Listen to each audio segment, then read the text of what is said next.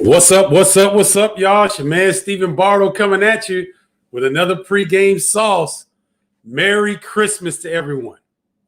Merry Christmas. I hope that you find yourselves among family.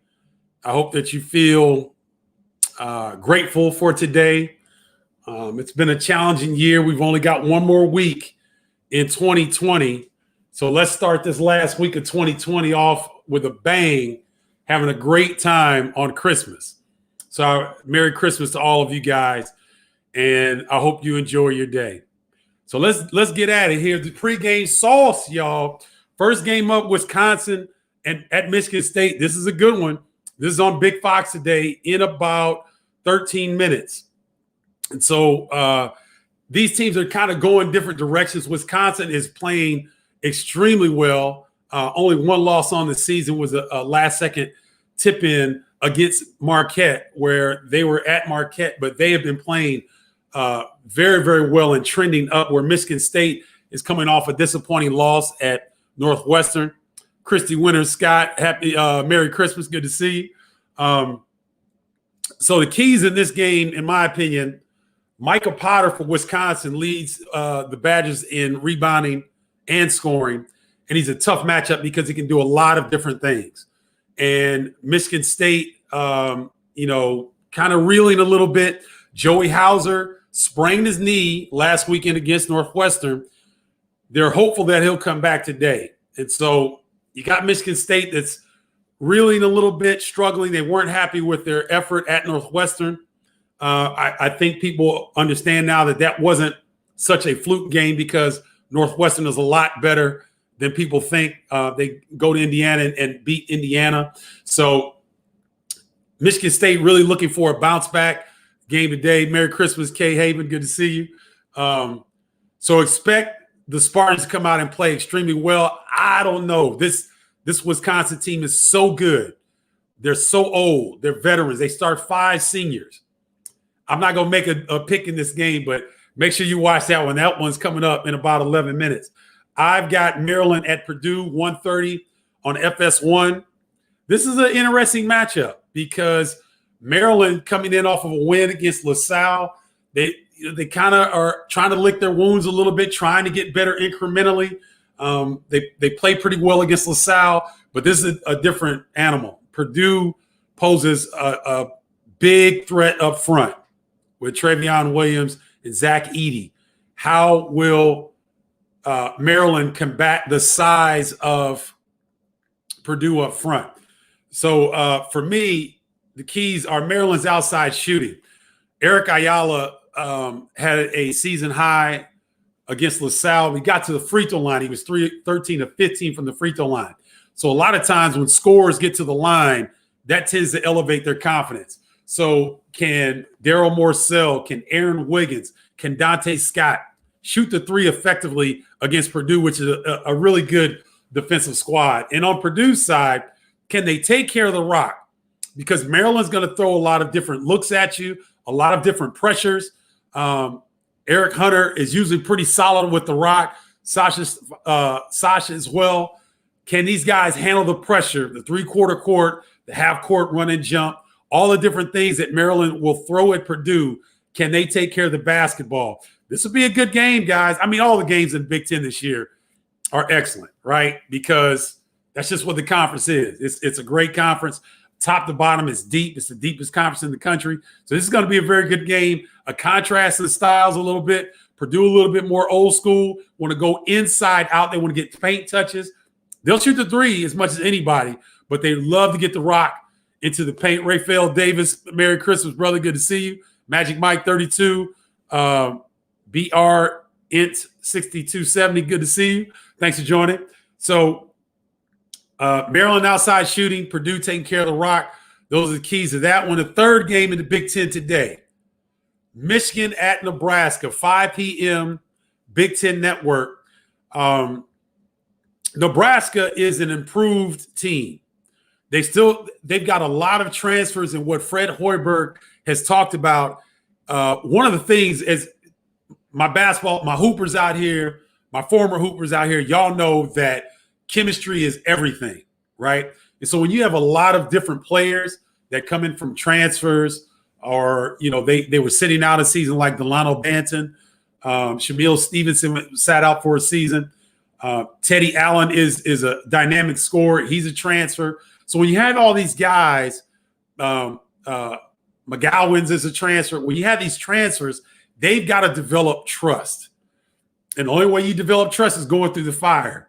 And it's a big fire today because the Michigan Wolverines can come at you with a lot of firepower. So the keys in this game, to me, Franz Wagner is doing a great job rebounding the basketball, but he hasn't really had the offensive breakout game that I would expect him to have for a guy that is as talented as Franz is.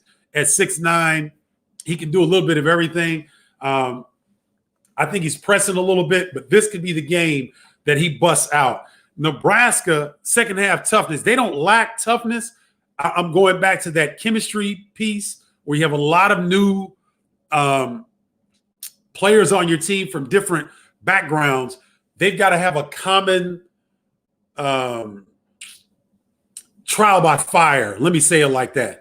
They have to have these common trial by fires. So Nebraska is going to get better each and every game through the Big Ten. They may not win a lot early because it's an unforgiving conference when you don't have a lot of trust developed within your team, but they're very talented. And Delano Banton, the young man that I referenced, 6'9" point guards, had a triple-double on the year already. Teddy Allen is a dynamic wing scorer, can really score in a number of different ways. Lat Mayen is a 6'9", kind of a hybrid forward that can really shoot from outside. So Nebraska's got some talent. They got some guys that can score.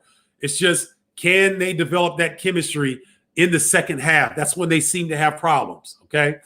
And the nightcap on Big Ten Network, Iowa at Minnesota at 7 p.m., you're going to see the nation's best player, Luka Garza, right? But I'm not going to focus on Luka Garza because I think Minnesota has the plethora of bigs to kind of throw different looks at Luka Garza. I'm not saying they're going to stop Luka. That's not what I'm saying. But what I'm saying is Joe Wieskamp, look for him to have a really good game. He's been playing great, but he gets overshadowed a lot by Luka Garza. Expect Joe Wieskamp to have a bust-out game because I think Minnesota's a rare team that has a lot of bigs and they're different, right? Brandon Johnson, Liam Robbins, Isaiah Inman. There's a couple more that they can throw off the bench that can give Luka Garza some different looks. And I think for Minnesota, Liam Robbins is a guy. Here's the thing with Luka Garza. He doesn't get in foul trouble. So if you have a big that he's guarding, you got to go at Luka Garza because he'll play good position defense, but he's not going to foul you because he's got to stay in the game in order for Iowa to be successful. So Liam Robbins is a big that can go at Garza. Robbins can shoot the three. He's really comfortable with his back to the basket. He's a little bit more mobile than you may think.